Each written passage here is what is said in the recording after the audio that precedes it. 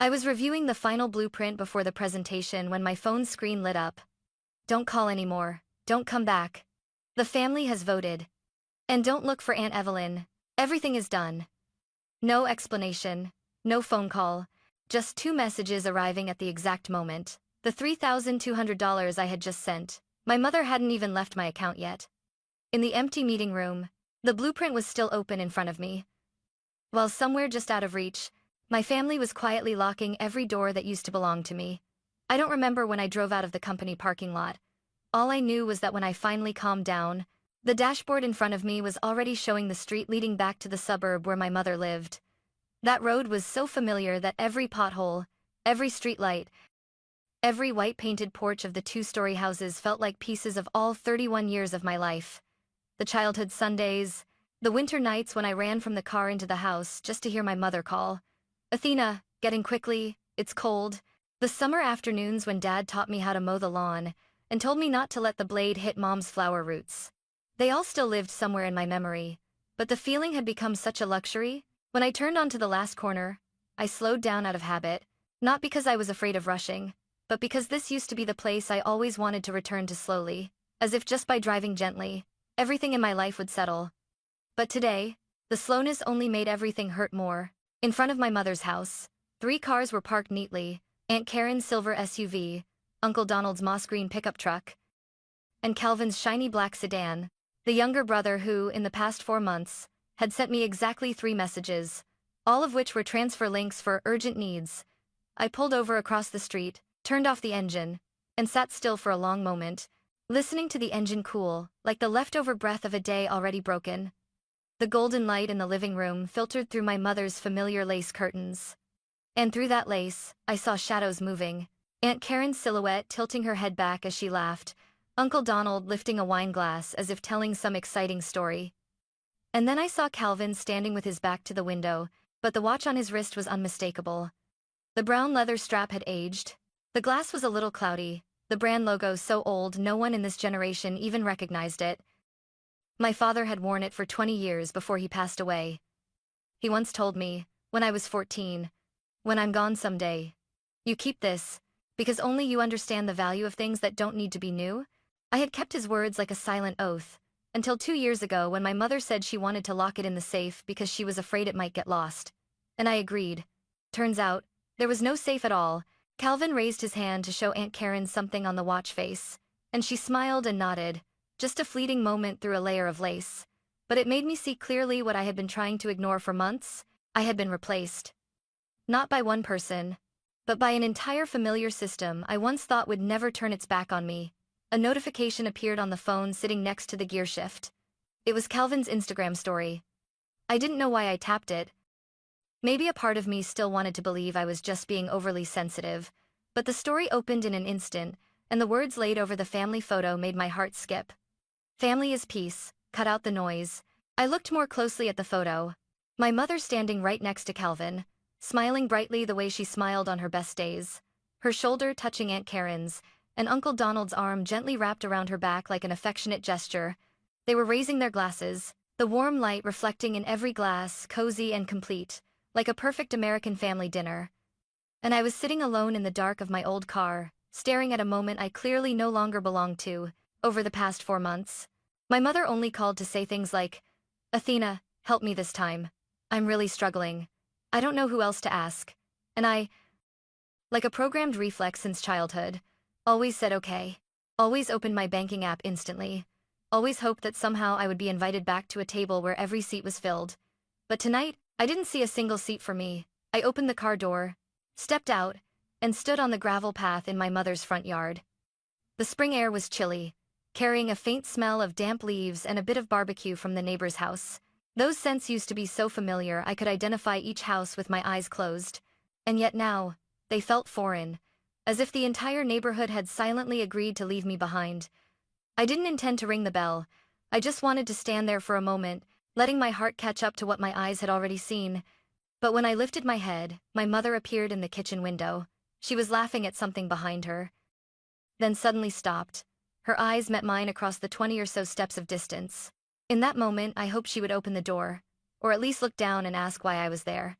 But she just stood there, her face freezing as if the wind had died.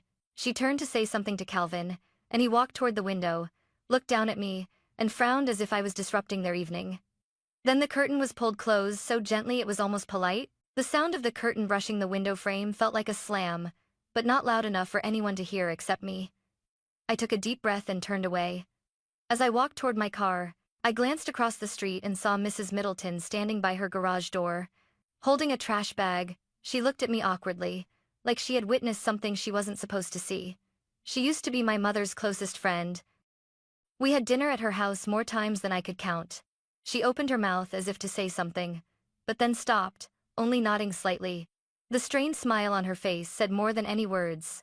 She knew something was happening in my family, but she didn't want to step in, didn't dare to, or wasn't allowed to. I got back into the car and closed the door. I didn't start the engine right away. I just sat there, my hand on the steering wheel, the streetlight casting a pale yellow glow across the windshield. In that glow, my phone vibrated again. I looked down. It was Calvin. A single message. Don't make things more complicated. Leave? No. Are you okay? Just a command, cold and strangely familiar. I deleted the message without rereading it. I drove away from my mother's house without looking back. But the farther I went, the more my mind replayed the image of the people gathered inside that house. At the intersection, the red light washed the cabin in a deep crimson, like marking a conclusion that needed no words. For the past 4 months, my phone only rang when someone needed money. And on nights like this, when their laughter was full, when every chair in the house had someone sitting in it, my name disappeared entirely from that world, as if I had never existed in that family. I got back to my apartment when the sky was completely dark, streetlights spilling long golden streaks through the window as if dividing the room into 2 halves.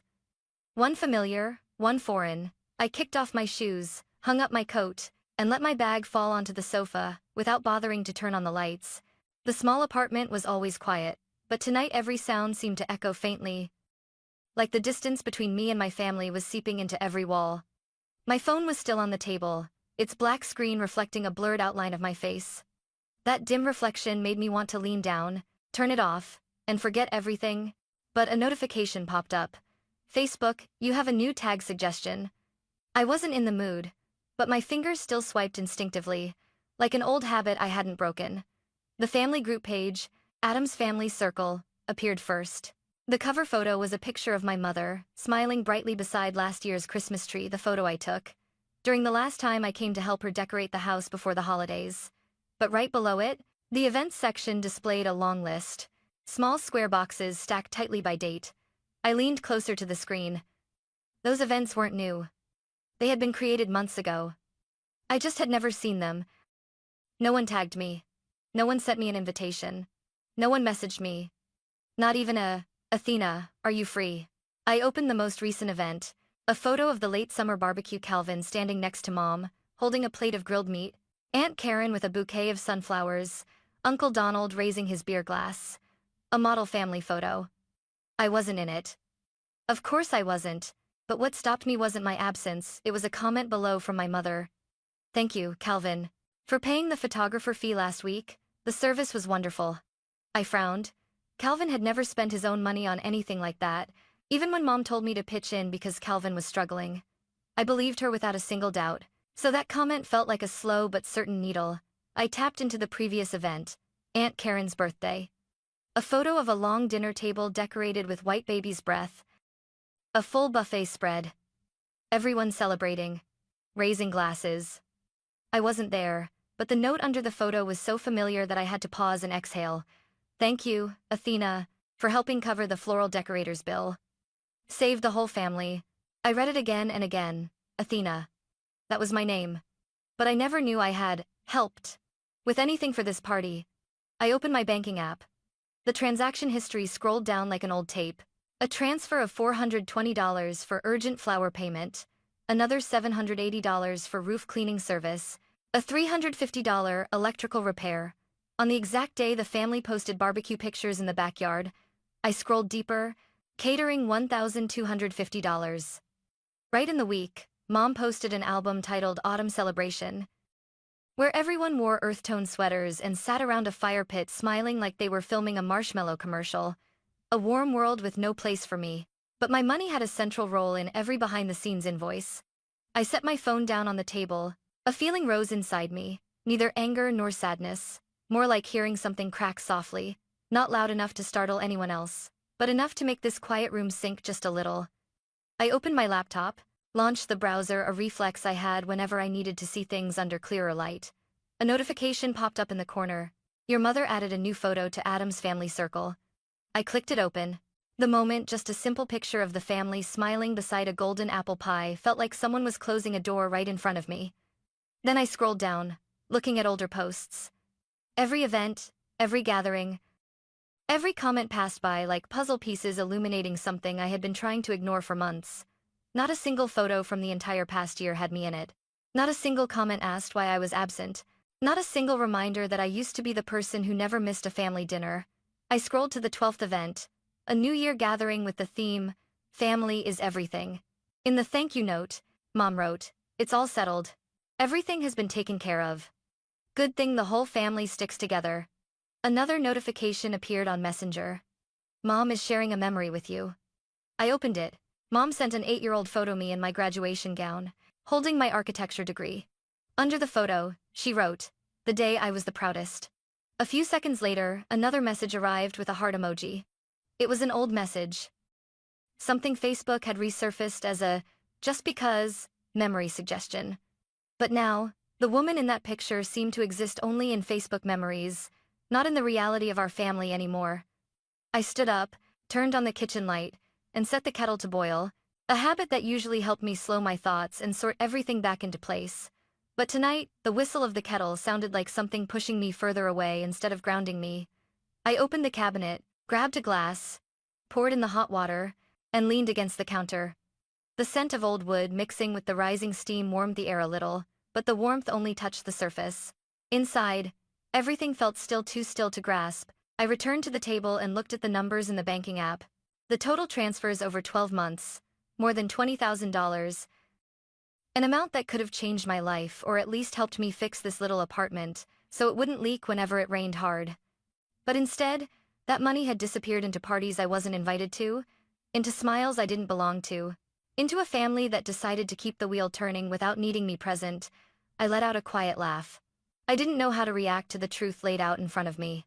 People can forgive one forgotten thing, but 12, and each one aligning perfectly with the payments I had sent. I rubbed my face, letting my palms warm up from the steam rising off the glass of tea, not to comfort myself, but to remind myself that I still existed here in a small apartment, on a quiet night, with all these unanswered questions. Another notification appeared in the middle of my laptop screen. "You might know these people," suggested friends. And there it was again. Aunt Evelyn, no profile picture, no activity status, just a name both Mom and Calvin had just mentioned in a way that made me feel I wasn't supposed to look deeper, and that appearance simple, silent looked like a tiny spark, landing on a place that had been dry for far too long. The office lights were bright, but my mind was still caught in last night's silence. I had just set my keys down when I saw an envelope placed neatly on my desk, as if someone had been there only minutes before me. No sender, no postmark, only my name written in handwriting that didn't belong to anyone in my family. I sat down and tore the edge open. A faded piece of paper slid out, yellowed like something kept in a drawer for too long. It was a photo of my grandfather's handwritten will. His handwriting, I recognized it instantly. He used to leave me little notes, telling me not to let the grass grow too high along the fence, reminding me not to forget a scarf when the Wyoming wind changed directions. His handwriting was always slightly slanted, firm, never shaky, and in that photographed will, he wrote one short line. "The 50-acre land in Wyoming goes to Athena." I held the paper between two fingers as if it were something warming my entire palm. That land, I thought Mom had sold it long ago, or at least convened a family discussion. I hadn't heard a single word about it. Not one phone call, not one mention.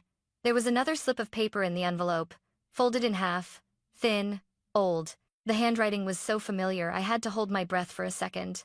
"Athena, if you're receiving this, it means things have begun." No signature. But I knew who wrote it. Aunt Evelyn. The person who had vanished from all communication for 3 months? No calls, no texts, no more, "Athena, I'm free at lunch. What should we eat?" Emails like before. Mom said she was busy with personal matters. Calvin said, "Don't ask." Someone who once knew me well enough to have the garage code to her house. Suddenly silent as if she had never existed. I tried calling immediately. The phone rang 3 times and went to a full voicemail box. She hadn't checked her voicemail in a long time. A very long time. I leaned back in my chair but didn't feel any more at ease. The feeling you get when you read a message from someone who suddenly vanished from your life and realize they deliberately left something behind. It isn't fear. It feels like a reminder, not a reminder. But a reminder that I had been left out of far more things than I thought I was still part of. I opened my laptop. My hand was still holding the paper from the envelope. Wyoming. 50 acres. My name. I searched for my old emails with Aunt Evelyn. The last one, 3 months ago. She asked if I had visited Grandpa recently. She wrote longer than usual, asked more questions than usual, and at the end she added, "Athena, if something in the family worries you, tell me," I replied. "There's nothing, Auntie." And that was the last email she ever opened. I thought she was busy. But now, with the envelope sitting beside my drafting table, everything lined up in an uneven but strangely fitting chain. My family had been gathering behind my back for an entire year.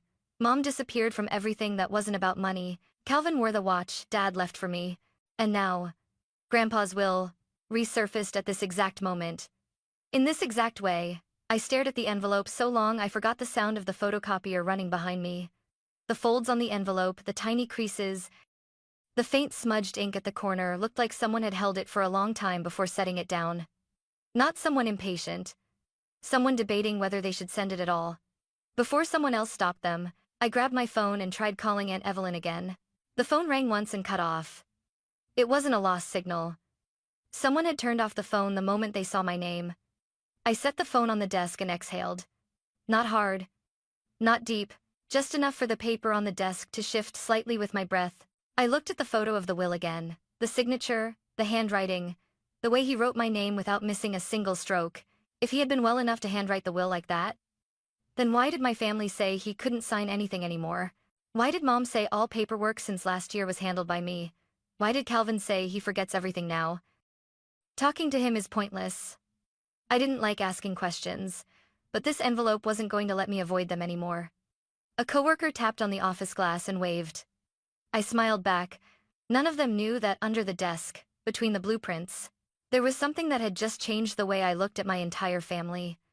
I slipped the paper into my notebook, pressing it lightly so no one would see it if they walked in, not to hide it just because I needed time to catch my breath before opening it again. And for reasons I couldn't explain yet, I had the feeling this envelope wouldn't be the last thing that found me in the days ahead. I opened my computer in a state of half-focus, half-drifting toward the envelope in the drawer. I knew I couldn't open it again right now, because if I did, the whole morning would disappear into a hole I wasn't ready to measure.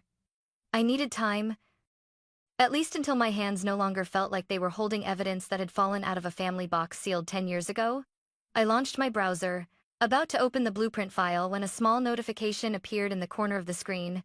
Family shared is greater than a folder was shared with you. I frowned. All year, I hadn't been added to a single family folder. No photos, no invitations, no Christmas e-cards like before. Even the Adams Sunday dinner group chat no longer had my name in it. I hovered over the notification. Folder, estate planning, drafts. Shared by Mom Hale. She never sent anything by mistake. She controlled everything in the family like a gatekeeper, deciding who knew what, who stayed out, and who was expected to obey. I clicked into the folder partly out of curiosity, partly because I felt that if I didn't open it, something would vanish as if it had never existed. There were 3 Google Docs inside. One titled, Talking Points, Calvin. Another titled, Concerns about Athena, History. And the last one, Draft, New Will. I opened the first file, Talking Points, Calvin. The first line, if the lawyer asks, say Athena has shown signs of instability since Dad passed. The second line, bring up the incident when she fought at school at 14. I had never fought at school. The only thing that happened when I was 14 was pushing a boy away when he pulled my hair after softball practice. The teacher handled it. We both apologized. The issue ended there. No disciplinary record. No reports. My mother had turned it into violent behavior. I scrolled down. At the bottom, a note signed M. Mom. Calvin. Remember to emphasize that Athena is emotionally reactive. The lawyer will understand. Emotionally reactive. A perfectly chosen term, just damaging enough. Just plausible enough. I closed the file and opened the second one. Concerns about Athena. History. The first line. Athena ran away from home twice as a teenager. Wrong. I had never run away. I stayed at Aunt Evelyn's for a few days when Mom and Calvin were fighting, and Mom told me to go there because it was too loud. The next line.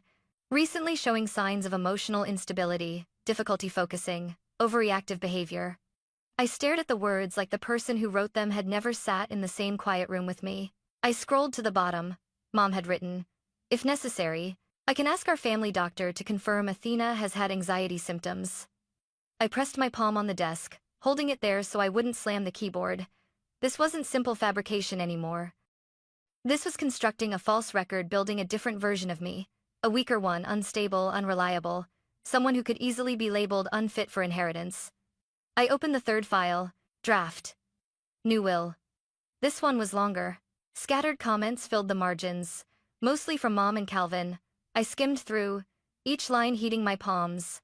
The Wyoming property to be transferred to Sarah Hale. Sarah was my mother. A comment next to it. Aunt Evelyn not cooperating. Need to seek a change of guardian. My heart tightened. I scrolled farther. Another passage. Due to Athena's emotional instability and lack of capacity to manage agricultural property, the family recommends transferring all inheritance rights to Sarah and Calvin Hale. I stared at the screen not to read more, but to keep myself from getting up, from running out of the room like someone who had just discovered a betrayal rooted in their own bloodline. I took a breath, grabbed my notebook, and wrote a few notes. They prepared the files in advance. Mom fabricated stories. Calvin told the lawyer I had psychological issues. They want to remove me from the inheritance. I closed the laptop and leaned back. The office noises washed over me as if I were somewhere else, a chair sliding gently, the hum of the air conditioner, someone laughing faintly in the pantry area. All too normal. Too normal for what was sitting inside that folder. While I was still turning the envelope in my hand, my phone buzzed. A text from an unknown number. Don't trust any document without your grandfather's original signature. E. I stared at the screen for several seconds, not blinking. Aunt Evelyn. Just one short line, but enough to add another piece to the picture that was beginning to take shape. I hadn't even replied when a second message came in, clearer, faster. They're replacing the signature. Don't ask anything right now, just keep the envelope. I tightened my grip on the edge of the paper. No one in my family knew this envelope had arrived. No one knew Aunt Evelyn was still in contact with me, and no one knew that the documents they were preparing were already sitting in my laptop, not yet deleted. A coworker walked by and asked if I was joining the 9 a.m. meeting. I nodded, closed the envelope, and slipped it into my bag. There was no need for any conclusions. I just needed to look straight at the evidence in front of me. Every line on Google Drive, every lie my mother sent the lawyer, every time Calvin talked about me like I was a stranger.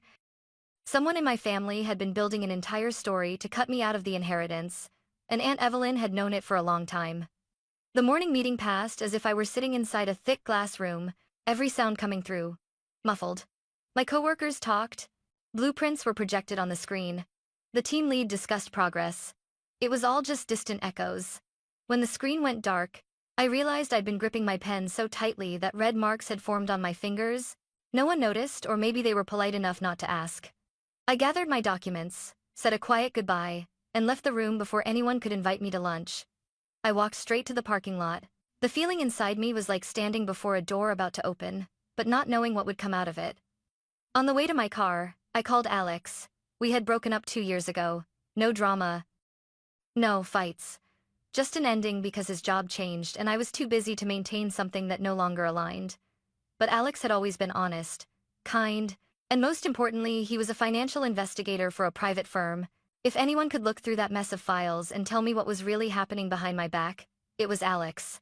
He answered on the third ring. Athena. His voice was still deep, steady, just as I remembered. Are you busy? I need your help. It's not something small. Where are you? In my car, basement level of the office. All right, I'm working nearby. Send me your location. I'll be there in 15 minutes.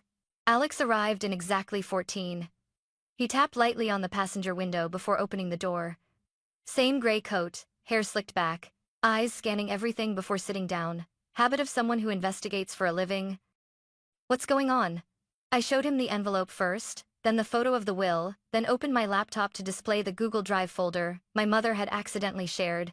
Alex examined each item carefully. He zoomed in on Grandpa's signature, read every comment line by line, then leaned back in the seat. Are you sure your grandfather wrote the original will himself? I'm sure. I grew up seeing his handwriting. I could never mistake it. Do you know when they filed the new will with the lawyer? I searched my memory. Around January last year. By then, he wasn't signing anything himself anymore. Alex took out his phone and typed something into his notes app. I'll check. But if what you're saying is true, this goes beyond family. This is criminal. I clasped my hands together. I don't want to believe they could go that far. People are capable of more than they think, Athena. That wasn't comfort, but it was the truth. We decided to split for a while so Alex could investigate from his end. I went back to my apartment, a place that had never felt so silent. I set my bag on the sofa, took off my coat, and stood in the living room without turning on the lights. I needed my mind to catch up with the fragments spinning around me. About 2 hours later, Alex called back. I found something. You might want to sit down first. I sat on the edge of the sofa, hands on my lap. Go ahead. I accessed the security camera logs from the nursing home on the day they claimed your grandfather signed the new will. I froze for a few seconds. Camera. The file server was tampered with. 3 video segments were deleted. And only the 3 exact time slots that match your family's statement to the lawyer. I heard a faint crackle in the line, maybe from my own breath. Alex continued. The person who deleted them was a shift manager named Mop. Mop? Oh, Mop. Any relation to you, Mop? Aunt Karen's husband. The man who turned away in the kitchen window last night when he saw me standing outside. Alex. Is there more? Yes. And you need to focus. A former nurse from the nursing home texted me as soon as I contacted the records department. Her name is Linda Park. I remembered that name. Linda had cared for Grandpa during his last year gentle. Always smiling, always making him ginger tea. She still has a backup copy of the security footage from that day. And she wants to meet you in person. Alex. What did she say? Alex exhaled softly, the kind of sound that told me the answer wouldn't be easy to hear. She said, I kept this copy because I knew one day it might be needed. He always said Athena's name whenever he was lucid, but her family told us not to call her anymore. Alex added, Linda said that in his final days, before he completely faded, your grandfather remembered only one person. You. His words brought Grandpa's image flooding back, his kind smile, silver hair, thin but warm hands, and I had to blink several times to keep everything from blurring. Can you take me to see Linda? Tonight, 7 p.m., a small cafe on the south side of the city. She doesn't want to meet anywhere too public. I'll be there. That evening, I arrived 10 minutes early. The cafe was small, dimly lit, with low yellow lights, dark wooden tables, and a few old landscape photos on the walls. No one paid attention to anyone else, the kind of place people chose when they needed to talk about things that were hard to say. Linda arrived a few minutes after me. She wore a brown coat, holding a folder bag against her chest, her steps a little cautious as she looked around. Athena. Yes, it's me. Linda sat down, placed the bag on the table, and gently pushed it toward me. I can't keep this anymore. I want you to have it. You're the one who needs it most. I opened the bag. 1 USB, 1 printed copy of a camera photo, and a handwritten letter from her. Linda looked at me, her eyes reddening. I saw it happen, I reported it. But, your family is too powerful. They said I misunderstood. Then they told me to leave my job. Linda let out a trembling breath. Your grandfather didn't sign anything that day. He was asleep. Your mother and your brother. They held his hand, put the pen in it, and dragged his hand to sign along the line they had already traced. And Mop stood at the door, not letting anyone in. I don't remember how I was breathing in that moment. I only knew Linda continued, slow and clear with every word. Before his condition worsened, he would ask us why Athena hadn't come. He always asked that, and every time he did, your family said, don't call her. She agitates him. Linda wiped the corner of her eye. But that wasn't true. He only calmed down when he heard your name. I placed my hand lightly on the USB. It felt cold, like touching something that wasn't just data, but evidence of a truth locked away for far too long. Linda stared at me for a long moment before saying her final words, her voice small as if afraid to break the air. I think he knew what they were doing. But he couldn't protect himself anymore. So he kept saying your name, as a way to stay clear for a little longer. I tightened my grip on the USB, lowered my head to hide what was rising at the corner of my eyes. I no longer had to guess. I was sitting in front of the truth. The evidence was right in my hands. That afternoon, Alex and I took everything straight to a law office. By the time we walked out, the light was already fading, the sunlight already soft, stretching long shadows of the trees across the sidewalk. It didn't feel lighter, but it felt clearer. I knew I was no longer standing outside the story. I had stepped right into the center of it. My phone vibrated as I was opening my car door. A message from Calvin. Tonight, 7 p.m., Mom's house, come alone. We need to talk. I texted Alex, I'm going alone. But stay nearby. He replied almost instantly. I'll wait in the car. Call if you need anything. I didn't want Alex to come inside. This was something I needed to face myself at least tonight. Mom's house was lit when I arrived. Light from the living room spilled across the yard, stretching a deep gold streak across the tiles. I stood at the door for a few seconds before ringing the bell, just enough to steady my breath. Not out of fear, out of wanting my mind clear before stepping into the room I grew up in. Calvin opened the door. His eyes flicked to me sharp, brief, then turned away.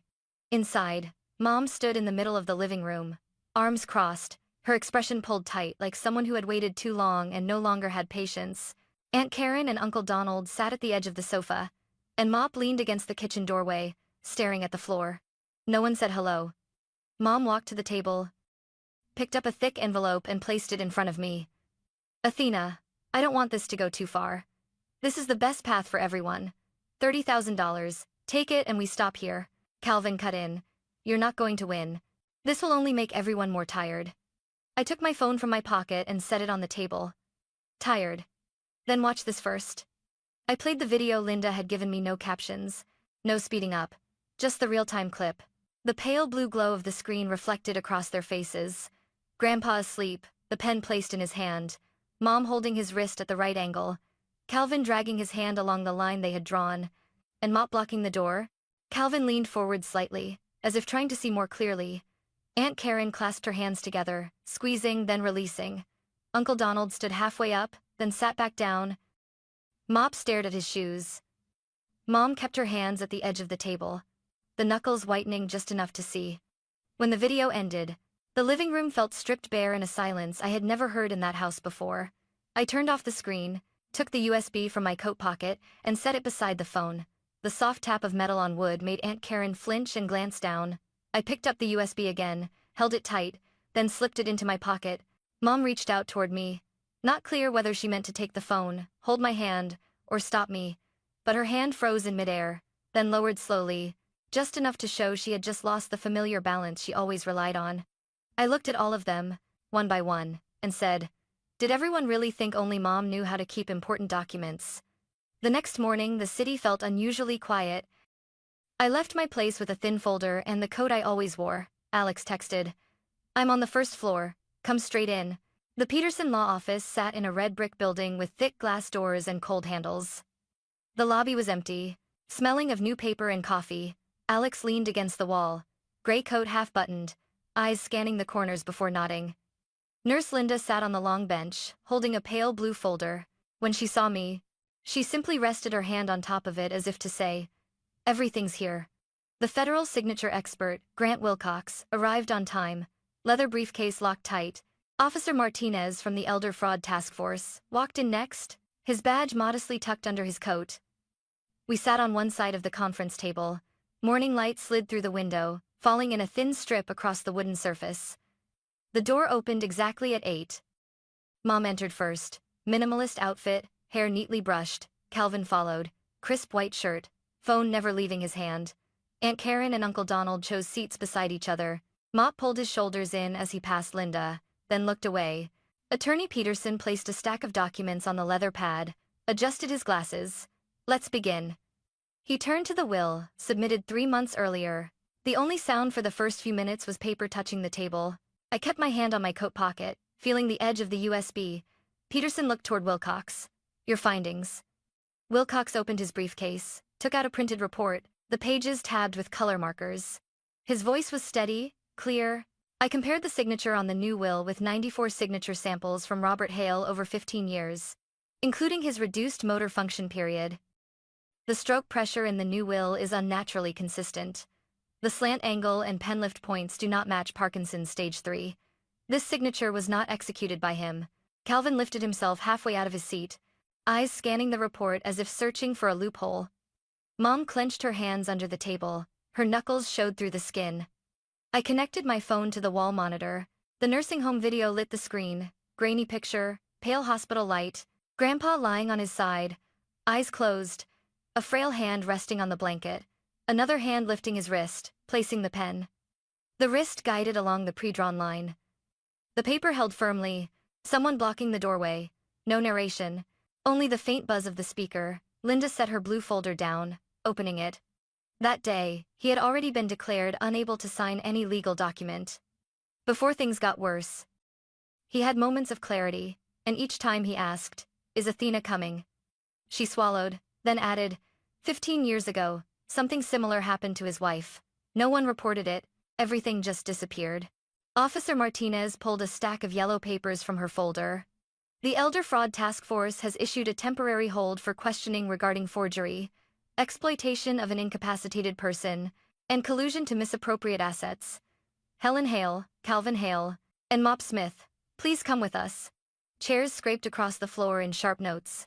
Calvin glanced at Mom, then dropped his phone into his pocket. Mop lowered his eyes when Martinez touched his wrist with standard cuffs. Mom stood straight, adjusted the hem of her blouse, then turned toward the door.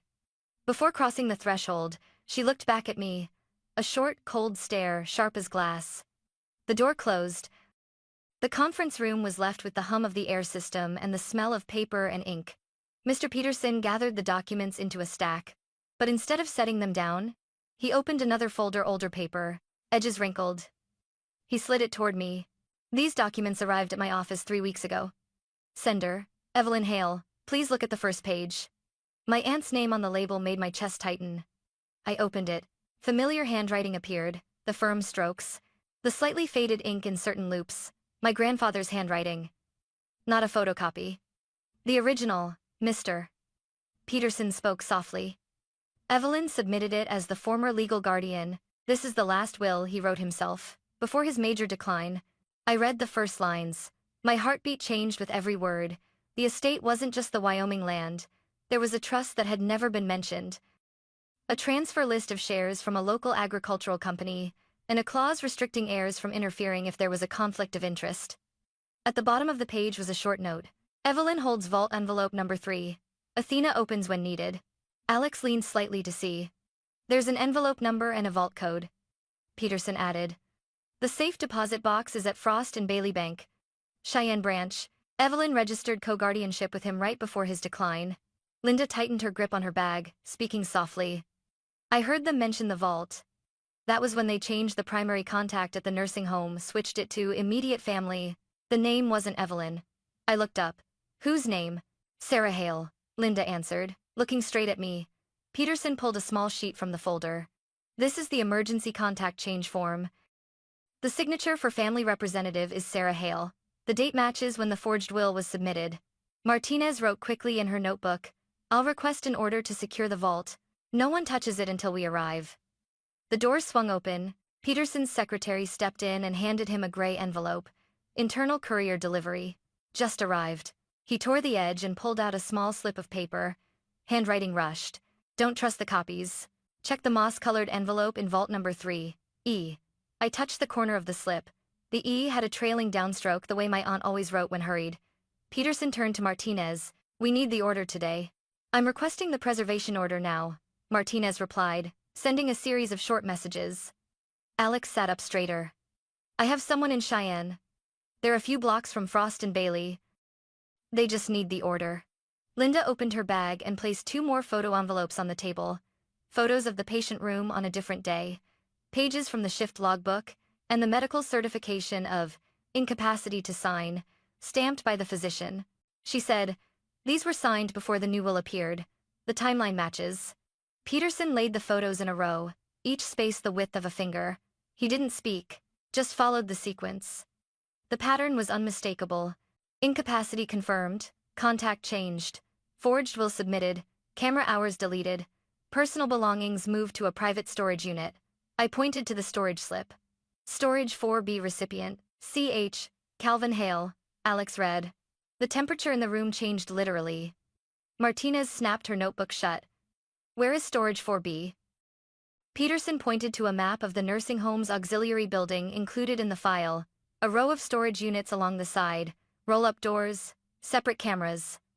Linda added, I have a spare key. They don't know I kept it. Martinez slid her notebook into her coat.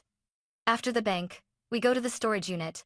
I closed the original will and nudged it gently toward Peterson so he could complete the preservation record. In the lower corner, Grandpa's signature showed its trademark quirk, the hook of the R jutting more than halfway across the line. I had seen that hook on childhood birthday cards. It couldn't be forged perfectly. Alex rested his hand on the table, lowering his voice so only I could hear. The moss-colored envelope is probably a personal letter, or share certificates, or a legal directive for a second path, Peterson added. It could also be evidence your mother held back. Evelyn sent it here because she knew today would happen. She disappeared for a reason. I didn't answer. Some questions can only be answered once the envelope is opened. Linda sat back down. Letting out a short breath, she opened her water bottle, shaking it lightly, before drinking her way of steadying herself. Her fingers trembled slightly at the index knuckle, but her eyes stayed fixed on the documents. Martinez's phone buzzed. She read the text and nodded. Preservation order for the safe deposit box is approved. The bank will hold the vault as is, and the basement cameras are copying footage now. We leave immediately. Peterson gathered the documents into a slim case, clicked the metal clasp once. The click rang sharply in the closed room. I stood last, touching the inside pocket of my coat to check for the USB. Still there, cold and flat, Linda lifted her blue bag, holding it close. Alex pushed the door open so everyone else could exit first. Peterson shut off the lights, locked the room, and handed the key back to his secretary. The hallway was long, carpet thick, lights warm. The elevator opened. The mirror inside reflected 4 calm faces, each in their own way. The doors closed slowly. I watched the floor numbers descend toward 1. The will hearing morning ended halfway through the day, but our itinerary had only shifted to the next stage. Somewhere, a few hours' drive away, a moss-colored steel box was waiting to be opened. And inside it, very likely, was the thing my family had spent a year pushing me out of orbit to keep me from ever seeing. I didn't speak. I just kept my breathing steady, one hand resting on my coat pocket, letting the elevator glide down slow and certain, like a tape recording everything that had always been there, just waiting for someone to press play. It was late afternoon when I left Peterson's office. Cold wind from the parking lot brushed against my collar, making me pull my coat zipper higher. Alex walked a few steps beside me but said nothing. He knew I needed a stretch of silence that required no further explanation. As I opened my car door, I looked at him. I'm going home first. I'll follow you, Alex. You don't have to, Athena. You don't have to be strong every second. Let me stay behind you. I didn't answer, but I didn't refuse either. Back home, I turned on the kitchen light, hung my coat over a chair, and set the folder on the wooden table. The space was quiet enough that I could hear the floor heater running beneath my feet. I opened my laptop and went back to my old email folders, the ones I had let auto-archive for months without sorting. The list stretched long, mostly project notifications, electric bills, insurance reminders. I skimmed through them, then paused at something odd. For the past 6 months, there were no emails from Aunt Evelyn. That wasn't right. She had never cut contact abruptly. I opened the trash folder. Empty. The spam folder. Empty. The archived folder. Only files I had saved myself. I frowned and opened the security activity section. Exactly like a scratch that forces you to look closer. Login from an unfamiliar device 3 months ago. Password reset, using an old phone number I no longer use. Email filter settings modified. Each line appeared as clearly as a legal document. Every email from Aunt Evelyn's address had been automatically redirected to trash and permanently deleted immediately. My hand froze on the mouse. There was no reason for that to happen. Unless someone had done it on purpose. I grabbed my phone and opened Aunt Evelyn's contact. The last message I sent her was nearly a month ago. Never replied to. I tried calling. 1 ring, 2, then it cut off. I sat down, staring at the kitchen light. That moment stretched longer than usual. Like when you open a crack in a door and realize there's an entirely different room behind it. A knock sounded at the door. Not hurried, not loud, just enough for the person inside to know the one knocking wasn't a stranger. I walked over and looked through the peephole. Aunt Evelyn. She stood with her arms crossed, gray hair tied low, a moss-green scarf around her neck. Her eyes didn't avoid mine, and she didn't look tired, though it was obvious she had traveled far. I opened the door. She stepped inside and placed a cloth bag on the kitchen table, as if this were still the old house where she used to come for weekly dinners when Dad was alive. "Did you lock all the doors?" she asked. "Yes, Auntie. Where have you been? I called you so many times." She removed her scarf and hung it up naturally. "That story comes later. I'm here today because of this." She took a small wooden box from her bag, its lock slightly tarnished. She set it in front of me without explaining right away, as if giving the room a few seconds to steady its breath. "Before he passed, your father called me over," she said, her voice low and slow. "He had moments of sudden clarity, and it seems he knew exactly what would happen to his estate." I opened the box. Inside was an old-style recorder, the kind you turn on with a metal button. Aunt Evelyn said, "This isn't the original. I keep the original somewhere else, but this copy is enough for you to understand why your mother wants to erase every trace connected to me." I pressed the button. The first sound was Grandpa's slow, trembling breath, then his voice older than I remembered, but still warm enough to make my chest tighten. "Evelyn, that girl Athena, she's not like the rest of this family." My hand gripped the edge of the table. His voice came again, broken but clear. "She doesn't want anything from me. She just wants me well. The others, they're busy with other things." Aunt Evelyn didn't look at me. She stared only at the recorder. "If something happens, if you can no longer protect my will, give Athena the final secret." I turned to her. "What secret?" She pulled a bundle of old papers from her bag. Tied with thin cotton string, she placed it in my hands. "Open it." I untied the string. The papers unfolded into 3 layers. The first layer, a map. The second, a land ownership deed for Grandpa's property on the outskirts of Wyoming, signed in 1991. The third, mineral rights documents, rights to extract a vein of ore deep beneath that land. I read the figure printed at the bottom corner. Estimated value, tens of millions of dollars. "No one in the family knows about this," she said. "He kept the land under a separate legal entity, not under family assets. Only I held the original key. He said you were the only one steady enough to keep it out of the hands of those who only think about division." I let the papers fall onto the table. The light reflected off the edge of the map, the thin white line shining like a razor-straight beam. "So, Mom thought you had the real documents." "Yes. And she wanted you to disappear." "Not just disappear," she whispered. "She wanted the new will to become the only will. If it got approved, everything in this file would vanish forever." I exhaled deeply. She pulled a chair and sat across from me, placing both hands on the table. "Athena, your grandfather chose you. Not because of blood. Because he knew you weren't swayed by money," he said. "You were the only one who visited him without asking, 'When will Dad recover?' or 'What is he leaving behind?' You only asked if he was eating, if he was sleeping." I touched the map. "If he wanted to protect this mineral vein from the rest of the family, do they know anything?" She shook her head. "Not the whole thing, but they suspected. They're cunning, not wise." Just hearing whispers about the Wyoming land made them rush to submit that new will. So, Mom's calls asking for money, the lavish parties, the times they told me don't come home anymore were just the surface. A distraction from what they were scrambling for behind my back. She placed her hand on my wrist, gentle but firm. "Athena, this is bigger than the family. You must not step back. If you do, what your grandfather wanted to keep clean will fall right into the hands he feared the most." I closed the papers, tied the cotton string, and placed them beside the wooden box and recorder. I didn't have to say it out loud. I knew the night had shifted into a new chapter. A chapter where I was no longer just facing my mother and Calvin. I was standing in the center of a secret worth tens of millions of dollars, and an inheritance my grandfather kept hidden for half his life, just to give it to me at the exact moment they tried to erase me from the family. The map, the mineral rights file, and the recorder were still on the table when Aunt Evelyn poured more water into her glass.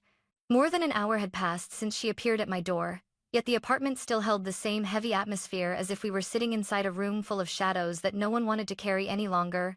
"You need to prepare for the next stage," she said, her voice steady as always. I nodded. And I knew there was no other choice. The trial took place 3 months later. I arrived on time, carrying every document we had gathered from the nursing home video and the examiner's report to Linda's individual testimony. Peterson and Martinez stood on either side of the hallway, ready for their parts.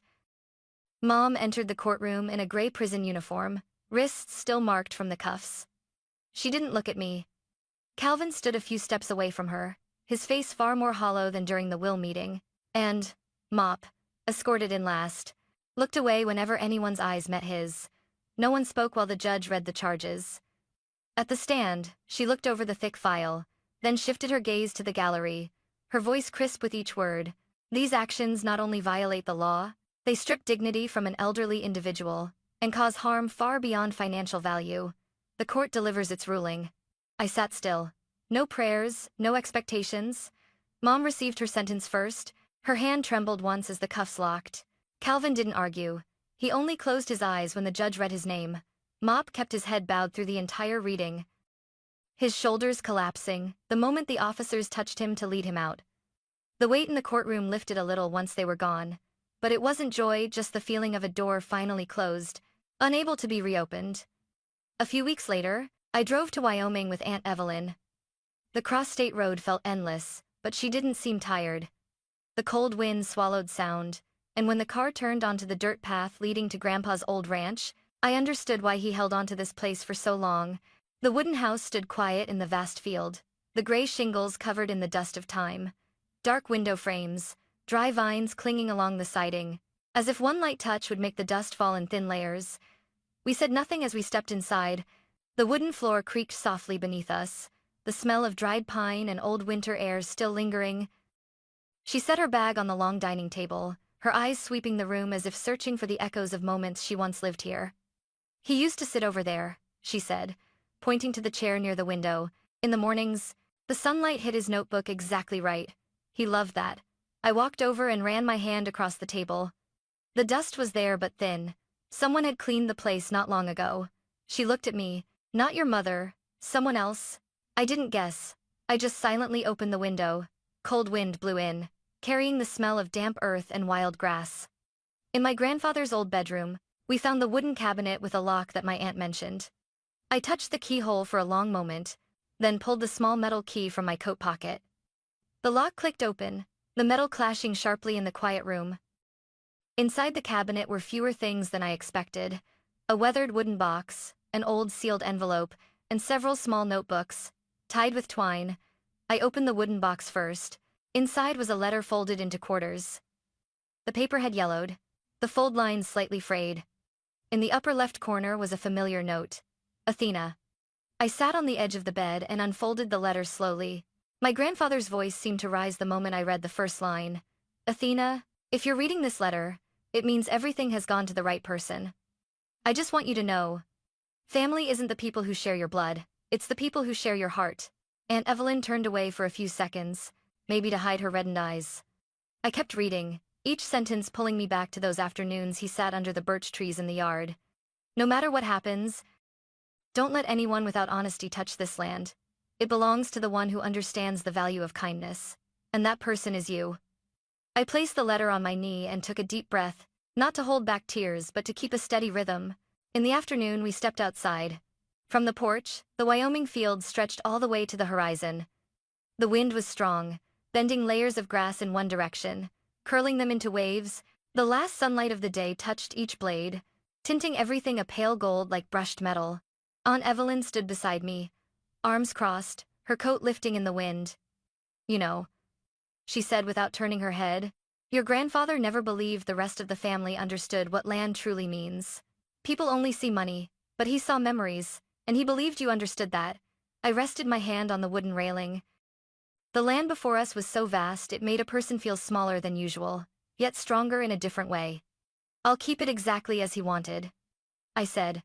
On the day I received official ownership, I signed my name in a small notary office in the town of Cheyenne.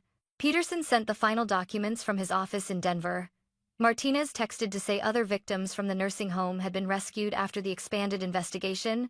Linda was placed on the new management board of the care center. Everything seemed to be settling into place the way my grandfather might have hoped if he were alive to see it. A few weeks later, I launched a fund to support elderly people harmed by financial abuse. Linda was the first to agree to advise. Alex handled the data side. Aunt Evelyn took charge of managing the Wyoming land, since she had spent her whole childhood in the northern mountain ranges. I moved into my grandfather's old house when winter began laying down its first thin layer of snow. I scrubbed the wooden floors myself, painted the walls a lighter color, and installed new windows, but I left the chair he used to sit in each morning exactly where it had always been. On my first night staying in the house, I opened his letter again. The paper was so old that one careless touch could tear it, but his handwriting was still clear. I read the last line. If you must walk alone, then walk. But don't let anyone define you by blood. People are born into a family, but you were chosen by kindness. I folded the letter and placed it in the drawer beside the bed. The next morning, I stood before the Wyoming fields, the wind striking my coat hard, my hair blown to one side. The sky was so wide that everything behind me, the trials, the disputes, the cutting messages faded into a thin layer of the past. I stepped onto the cold grass, looked out toward the horizon, and a strange feeling rose inside me. Freedom, but not emptiness, as if I had stepped into a new chapter my grandfather had written halfway, and the rest was waiting for me to complete it. The wind blew harder. I stood taller. In this vast place, for the first time in years, I didn't feel the need to prove anything to anyone. I only needed to live in the way he had always seen me. And that finally was enough. Standing in that field, I suddenly understood that sometimes a chapter closes not to take something from you, but to return you to yourself. Now, as I share this journey with you, I can still feel the cold Wyoming wind and the peace my grandfather left in every step. If this story touched you, please hit like, follow, and subscribe so we can continue more journeys of healing together. And where are you watching from? Have you ever gone through something that made you stand up for yourself too? I'd really love to hear.